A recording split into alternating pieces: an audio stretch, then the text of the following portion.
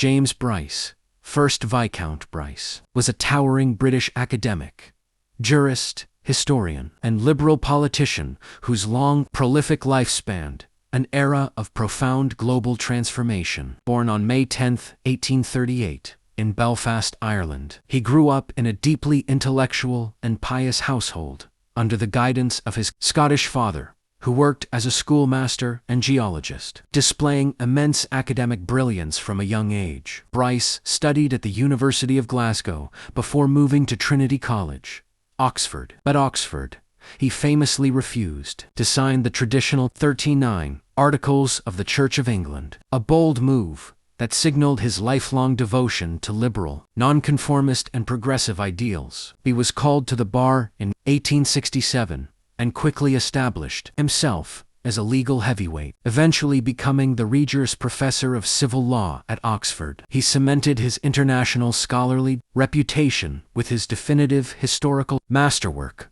on the Holy Roman Empire, a text that remained a standard reference for decades. Beyond the classroom, Bryce was a passionate traveler, an adventurous mountaineer, famously scaling Mount Ararat and exploring the vast landscapes of the United States. This deep, first-hand fascination with the American experiment led to his literary masterpiece, The American Commonwealth, 1888, a monumental work that profoundly shaped how the world analyzed American political institutions and democratic culture. In July 1889, Bryce married Marion Ashton, beginning a deeply supportive, childless marriage rooted in shared intellectual pursuits and progressive causes. Turning his focus entirely to public service, he entered the British Parliament and held several key cabinet positions, including Chief Secretary for Ireland. The true pinnacle of his public career came during his highly praised tenure as the British ambassador to the United States from 1907 to 1913, a critical period where he was celebrated on both sides of the Atlantic for